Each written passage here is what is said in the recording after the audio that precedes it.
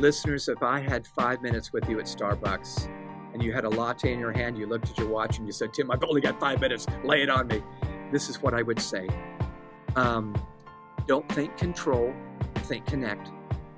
So isn't it true at work, Will, or at home for that matter, if you have teenagers, if something goes awry, you want to just seize control of the situation with that young person. I think control's a myth. We've never really truly had control of anybody's attitude. So I need to stop seeking control, which I'll never have, and start seeking connection. So instead of wagging a finger at them, I'm putting an arm around the shoulder, so to speak, and I'm really hearing them out. When I connect, I don't get control, but I get lots of influence, and I usually get to lead them better if I seek connection. All right. Well, Tim, welcome back to the Make Work Better Leadership Interview Series. And I will say that you are the first repeat guest that we've had on the show. And I think there's a few reasons for that. Number one, you know a thing or two about leadership, and you've got a lot of good stuff to share. And the stuff that you've been doing for years, really decades now, really does serve to make work better. But also, Tim, you keep writing books. And because you keep writing books, we got to have you on to learn more about what you've written. So I know in our last conversation, we talked about a children's book that you had just written at that point and had released. Yeah. We'd also talked about two of my other favorite books, one of which is The 8 Paradoxes of Great Leadership, and the other is A New Kind of Diversity. And so kind of in that same vein of A New Kind of Diversity, you have a new book that's coming out. Tell me a little bit about that book. Yeah. Well, it's about the youngest generation. So A New Kind of Diversity, listeners, is about the 4 or 5 generations that are attempting to collaborate instead of collide at work. So the newest book, I have it right here, is The Future Begins with Z. And it offers 9 strategies to lead Generation Z as they disrupt the workplace. More and more managers are saying, they're just different and I don't know what to do. So anyway, I thought, well, maybe I could create a field guide on onboarding, how to have a hard conversation, offer firm feedback, how to motivate and keep them around, all those things. So I'm very excited about it. I mean, I'm always excited about new books, but I really feel like this is going to strike a need or meet a need that's just huge right now in the workplace between old and young. Yeah. That's fantastic. You know, in the introduction to your book, you say leaders don't just need a translator for Gen Z, they need an interpreter. So can you unpack that idea for us? Like, what's the difference, between translator and interpreter, and why does it matter so much for leaders right now? Yeah, good question. Well, when I have traveled overseas and I'm in a country that doesn't speak English primarily, I'm often given a translator. And a translator will listen to what the speaker says and then word for word offer exactly that set of words. An interpreter is a little different. They hear my spoken English and they go, I'm going to interpret this. I know exactly the intent, the nuance to your statement, and I'm going to make sure it comes across right in this culture. Well, Will, you've heard me say this before, but I think Generation Z comes in, and for a Gen Xer or a baby boomer, interacting with them feels like a cross-cultural interaction. And so I need an interpreter that goes, what they meant by cap or, whatever, slay or whatever the term is. I don't just need a translator. I need someone to help me interpret. And I think this is true for parents of teenagers as well. There is a new vocabulary. There's a new set of values. There's certainly different customs. So that's a long answer to a short question, but I try in this book to be the interpreter for a leader who's trying to understand the next generation. Yeah, so it sounds like even with Gen Z, things can get lost in translation, hence the need for interpretation. Yes, that's exactly right. Yeah. So let's talk about something else you mentioned in the book, the Peter Pan paradox. So you describe Gen Z as both full of pixie dust and unready for adulthood. So this is what you call the Peter Pan paradox. Could you share a story or an example of the paradox playing out in a real workplace? Yeah, sure. Well, first of all, let me go back and explain the metaphor, Will, if you don't mind, for listeners. I think you all remember the story of Peter Pan. It was a book first and then a stage play, and then Disney made an incredible animated movie about this character called Peter Pan. So if you remember the character, he flies across London into a home, sprinkles pixie dust everywhere. He can do things nobody else can do. At the same time, if you remember, Peter Pan wanted to stay in Neverland for all of his life. And Neverland was a place you didn't have to grow up. Boys never had to become men, girls never had to become women. So it's a little bit of a stretch, I admit it, because I don't think every Gen Zer is like this, but I believe they bring something with them that older generations don't have. There's an intuition about where culture's going. They have insight into the future. They can show us what tomorrow's consumer looks like. They're really savvy with smart technology and AI more than I am. And yet we continue to hear stories from managers where they go, you got to show up on time, Josh, or you, you got to actually pay attention to the meeting and not be scrolling on your phone. So again, please forgive me, listeners, if I'm stereotyping, but there's an incredible thing going on that's both magic and tragic. And here's what it is. The age of authority seems to be decreasing, but the age of maturity seems to be increasing. So you can see how that's a source of frustration for both sides, by the way. Their Gen Z comes in and goes, why don't you get this, you 58-year-old that sort of thing. And we're going, why don't you look me in the eye and shake my hand when you start work? So we feel like a bunch of grandpas and they feel like a bunch of grandkids, I guess. But what's sad is they don't stay. Very often we lose them. Even if we don't lose them, we lose them, meaning they physically stay, but it's quiet quitting, or I'm still here, but I'm totally disengaged or mostly disengaged. And I think, well, here's the way I like to say it, Will. We don't know a lot about the future, but we know one thing.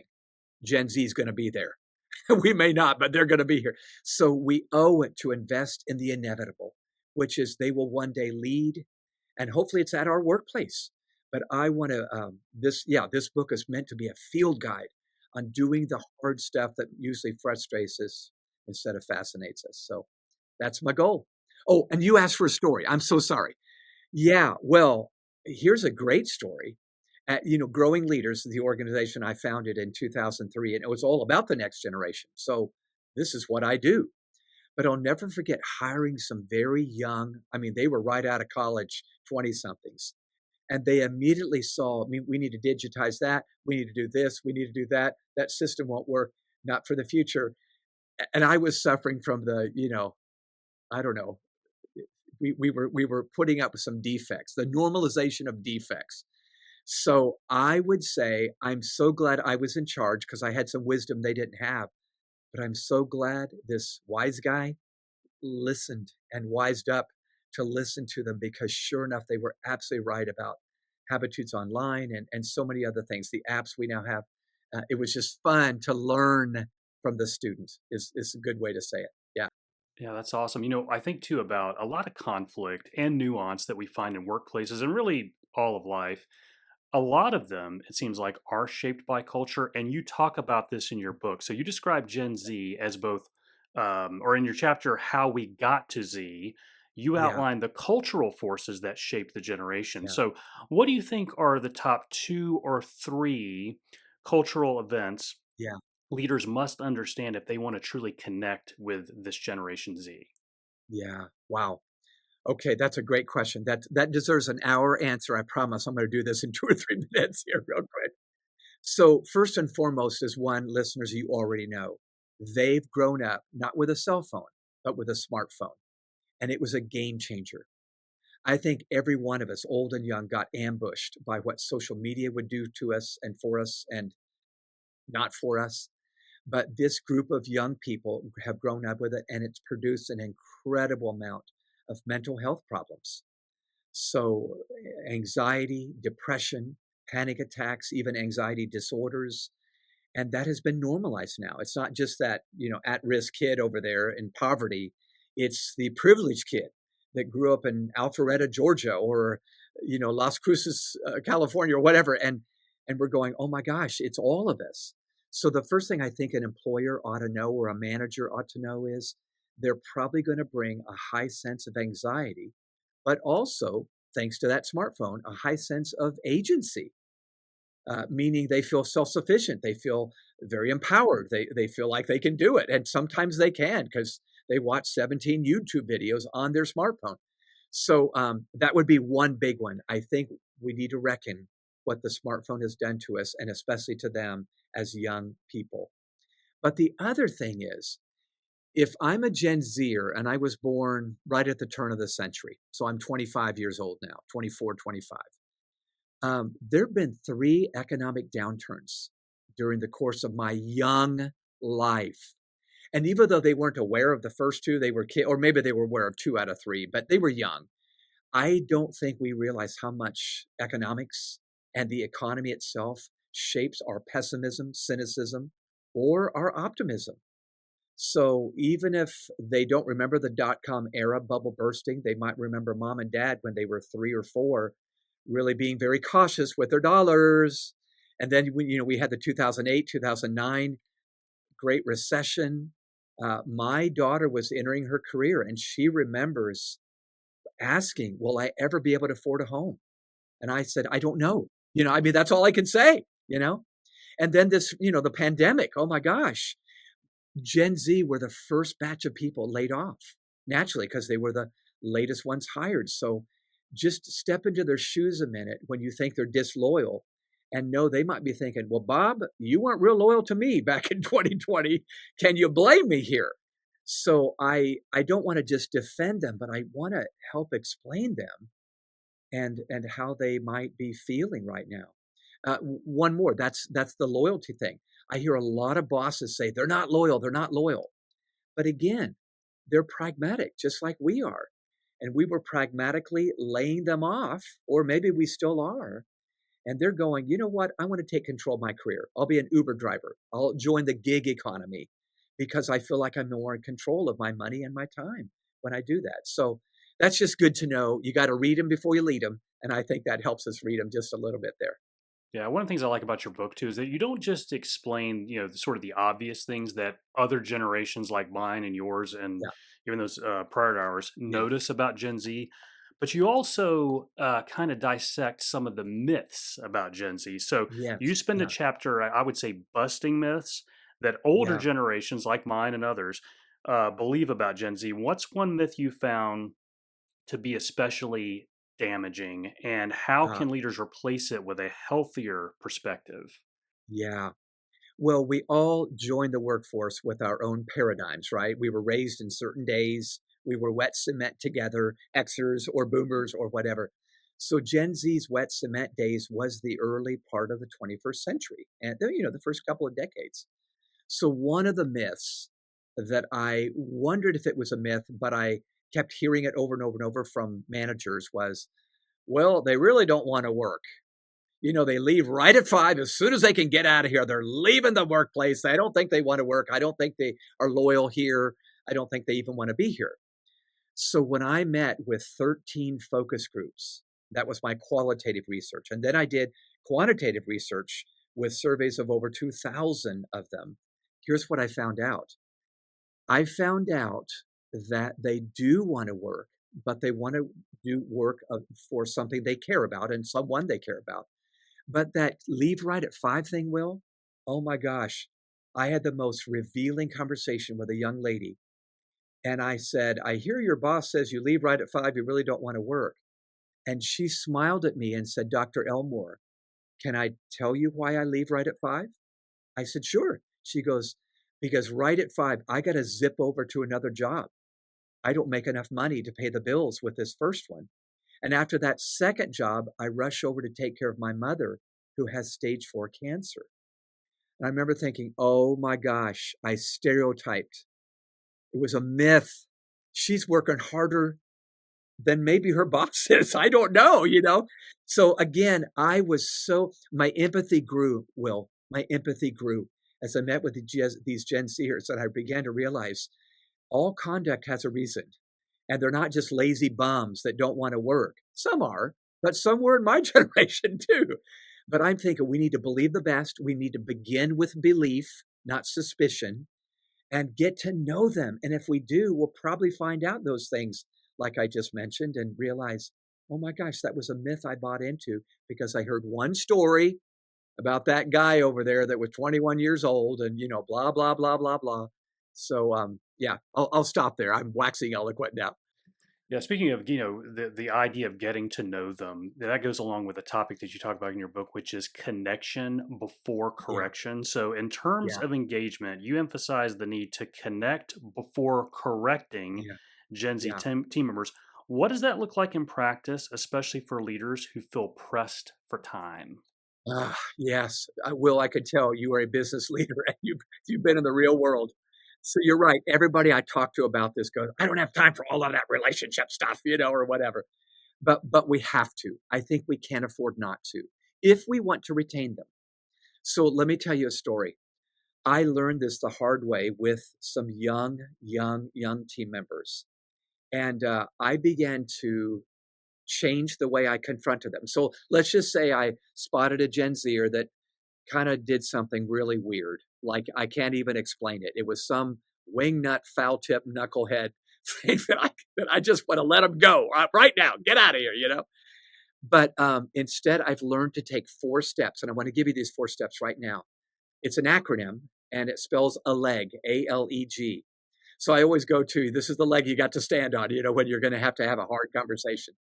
So the letter A reminds me, and I'm going to say this is for me. It reminds me to ask instead of tell them what they did wrong. I need to ask questions like, well, tell me what your thought process was when you made that decision. Or what were you thinking then? Or, those kinds of things. Isn't it true, Will, when we ask people about themselves, they feel valued. In fact, especially when a boss asks a 22-year-old, oh my gosh, he or she cares about me. So ask instead of tell. I want to impulsively just tell them what they did wrong. So when I ask, they feel valued. The letter L, listen. It does very little good to ask any questions if we're not willing to do the work of listening. And when I listen, they feel heard, which, by the way, is the number one request Gen Z has when they begin their career. I want to have a voice from day one. And of course, my generation goes, you got to earn that voice, sonny, be around here 8 years or whatever. So when I listen, they feel heard. The letter E is empathize. Will, I had to learn as an older male to begin to empathize with young people, even though I love them and I believe in them. So when I empathize, I am with my body language and my words and my tone saying things like, oh my gosh, I had no idea that happened to you. Or I bet that made you feel horrible when that happened. Something like that. You can use your own words, but when we do that, they feel understood. And listen, when I've done ask, listen, and empathize, they feel valued, heard, and understood. Now I can do the very thing I wanted to do from the beginning, which is to guide them. but I don't, but I've earned my right to guide them through a bridge I've just built rather than a badge. Bridges over badges every time with Gen Z. And I think 100% of the time when I've done that, it has worked. And I've motivated them and retained them and kept them on the team. So that would be my answer to that hard conversation. Yeah. Fantastic. If we could keep on this topic or maybe a related topic, let's talk shortlist and strategies. So, throughout the book, you include practical shortlists, like the differences between seasoned veterans and young rookies, or Yeah. strategies for feedback and grit. If you could only hand leaders one of these lists, and maybe it's the one that you just mentioned, as a cheat sheet, which one would you choose and why? Oh gosh. Do you mind if I just kind of mesh a few together? Um, Listeners, if I had 5 minutes with you at Starbucks and you had a latte in your hand, you looked at your watch and you said, Tim, I've only got 5 minutes, lay it on me. This is what I would say.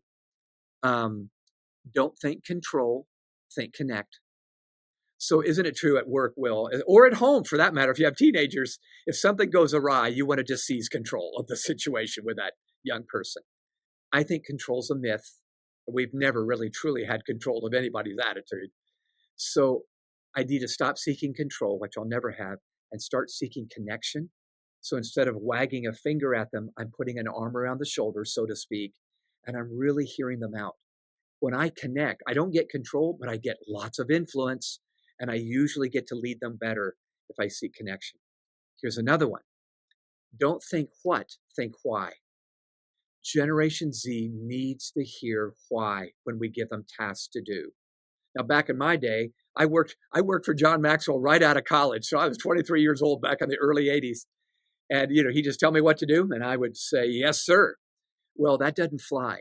So if I will take the time before I ever say what I'd like you to do, to say, here's why this task is very important, or here's why we need to accomplish this goal, and then maybe give them a little bit more reason to come up with a way to get it done. In fact, that's another one. I think it's don't think prescriptive, think descriptive.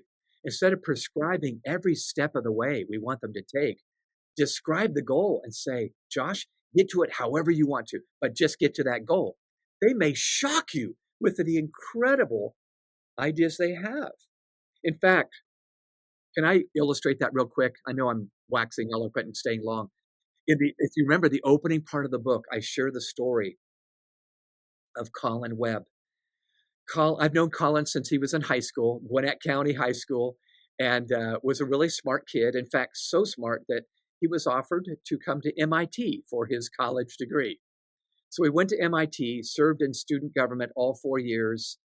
So you can imagine he had several job offers when he graduated. Well, he decided to move to Detroit and work for one of the big three, General Motors. So he's working for one of these automakers, this, Fortune 500 company. Well, immediately Will looks around and sees, if I can say it this way, some old school traditional ways of doing things at this very old company. And so Will starts making a list of things that could be better. We could do professional development better. We could make that system over there better. We could make this process better. He came up with 4 or 5 ideas. He took them to his supervisor, and basically he was turned down. The supervisor said, hey, buddy, you're young, you're inexperienced. Just keep your head down, your nose to the grindstone, and just do your work. Well, Colin said, yes, sir, but he thought, I know these are good ideas. So get this, you're going to love this. He writes an email to the CEO of General Motors, Mary Barra, and says, I got these ideas. Mary gets back to him and says, these are really good ideas. Let me take these to the executive team. Now, remember, this is GM. They look at them and they go, these are really good ideas. But Will, as you can imagine, by the time those ideas made their way down the org chart to the middle managers and the supervisors, they died on the vine. And once again, Will heard, just keep your head down. In fact, he heard from the supervisor, you need to be around here 8 years before you can lead anything. Well, to a sharp young man, that was a death sentence. He left before the end of the year. He stayed 1 year. He's since then become a serial entrepreneur. He started 3 companies, sold 1. He's doing quite well now. And I can't help but think, oh, GM lost someone they could have really retained and used well if they'd only listened a little bit. So Yeah. I'll stop there. Well, and it's interesting. You said that the one supervisor said to him, you've got to be around here 8 years, before you can lead in any way, shape, or form. Another thing that reminds me of is, so you're a young boomer, but when you entered the workforce and when the rest of your generation entered the workforce, there probably wasn't much talk about mental health and the Right. workplace like It's there is true. nowadays. Right. So, and in your book, you note that Gen Z often draws boundaries around their mental health and Yeah. work-life balance. How should leaders balance empathy for this with the need to build resilience and grit Yeah. in their teams? Yeah. And get results. Yeah. We're not a therapy session. No, Will, you're exactly right. I think bosses said when I began my career, hey, leave your personal problems at the house. You came here to get some work done, buddy. Well, today it's bring your whole self to work. I mean, I've heard that phrase so many times. And their whole self might be very anxious or maybe struggling with their mental health on Tuesday or whatever. So the problem is not going to go away. So I would just say to listeners right now, invest in the inevitable. This is the new person coming in. I like to say it this way. We don't know a lot about the future, but we know one thing. Gen Z is going to be there. So we need to invest in them and make sure that we make sure they're well enough to get work done, which may mean we need to pause for a moment before we forge ahead, which is exactly what we want to do. Let me tell another story. This might be encouraging. One of our Habitude images, Will, is called the Golden Gate Paradox, and it's about the Golden Gate Bridge. And I don't know if I shared this with you in one of our conversations, but back in 1932, when they started building this massive engineering feat called the Golden Gate Bridge, it was right when the Great Depression had begun. And so a lot of men lined up to work on that bridge that weren't skilled bridge builders. They weren't engineers at all.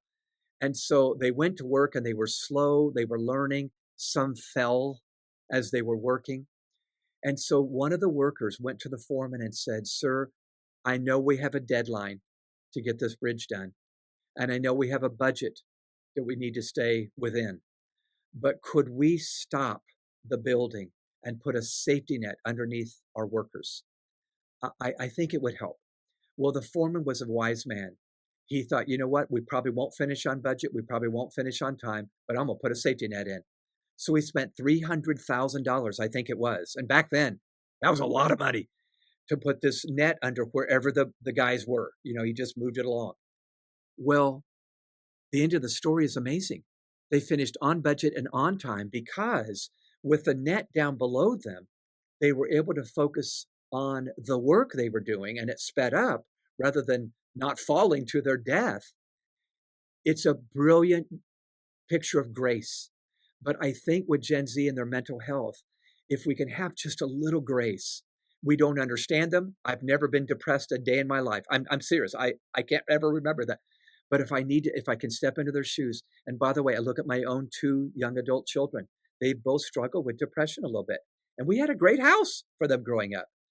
I go way further, and I've won them at the heart level when I'm willing to help them find margin in their calendar, a little bit of space, when I help them practice mindfulness, when I help them manage that mental health. And management might be seeing a counselor, but it might be some other things. So I guess I just want to really encourage listeners, if you're feeling a little furious instead of curious about them, this is what we need to do, I think, because one day they'll be leading, and we can't have an anxious, depressed, paralyzed leader in charge because they never really won over or beat the issue of anxiety and depression. So, Love it.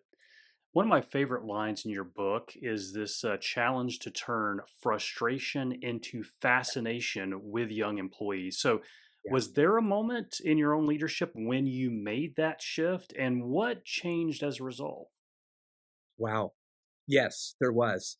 I can't help but the first thing that streaked through my mind, streaking. I'm into streaking. It streaked through my mind was I just did a conference for some HR folks.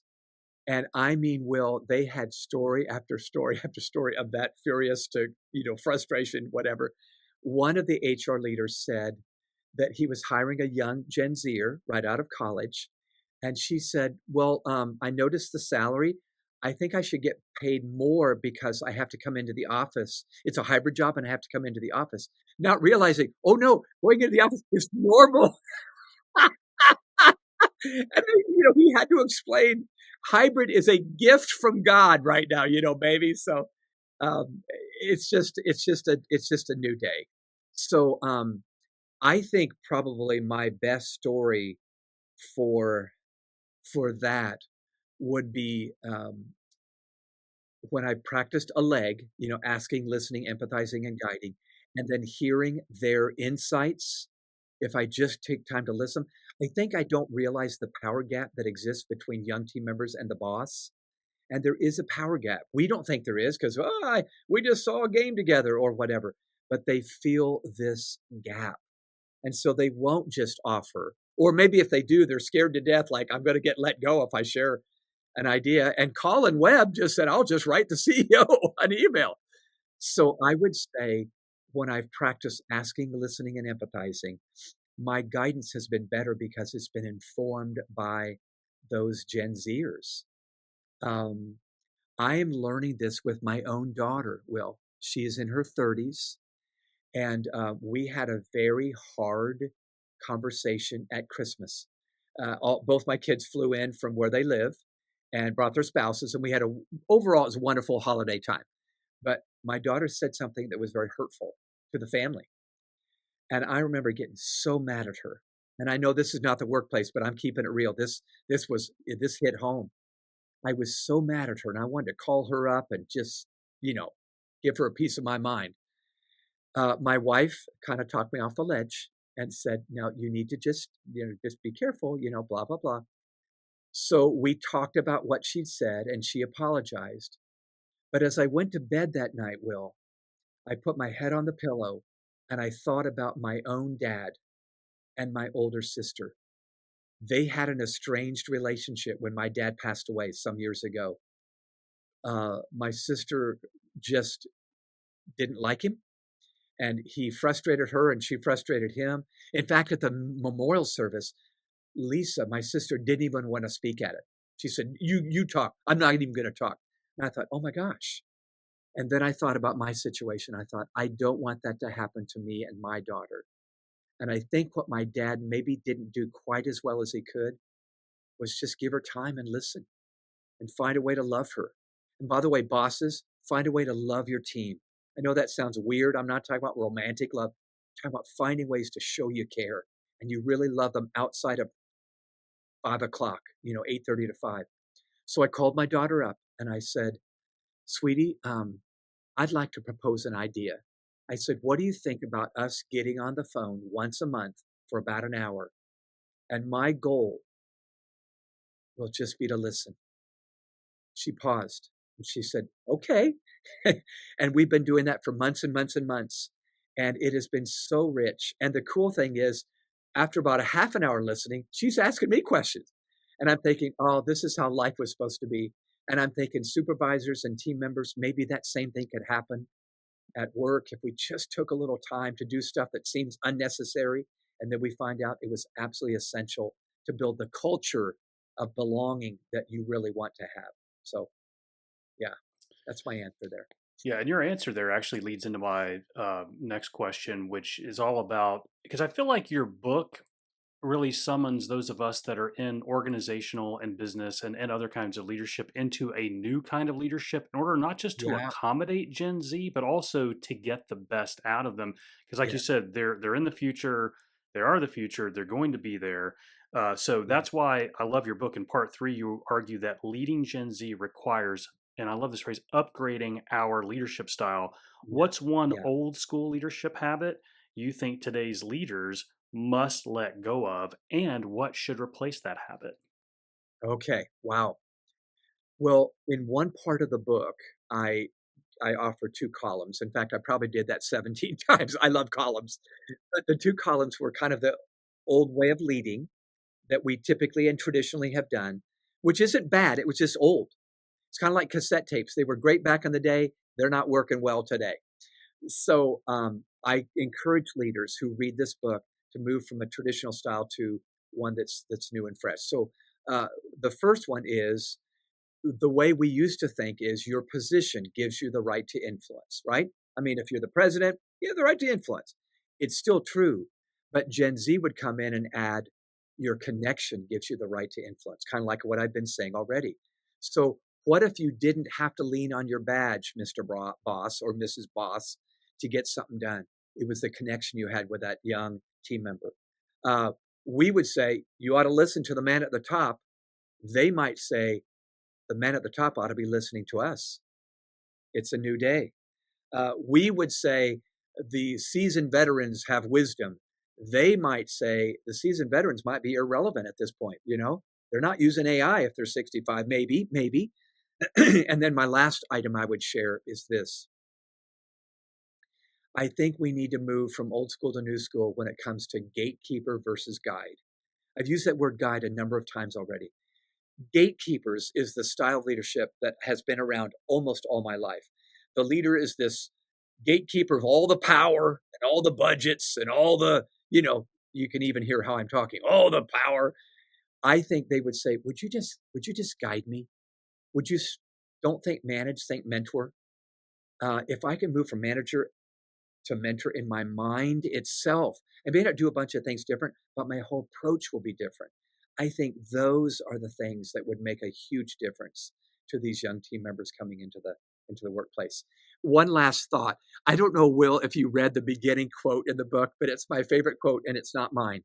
My friend Teresa said, Generation Z is the sandpaper on my leadership I did not know I needed.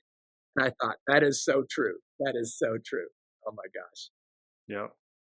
Well, this was great. When does the book come out, and where can people get it? Yeah, the book comes out November the 4th. It officially releases, but the pre-orders are now. And if you go to thefuturebeginswithz.com, you'll not only get a great rate, but you'll get bonus stuff for free, like 54 extra pages of content that didn't make the book. So thefuturebeginswithz.com. You can certainly go to Maxwell Leadership. You can go to Amazon, wherever you like to get books. But yeah, I'm just excited that maybe my generation can make a switch that we need to make to lead this next gen that's coming in and really do a great job. Awesome. Thanks again for coming back to the Make Work Better Leadership Interview Show. It's always a pleasure having you. Love your leadership insights. Love also your insights into the generations and in growing future leaders. So thanks again for all that you do, and keep up the good work. Thank you, Will. You too. I appreciate you. Good to see you again.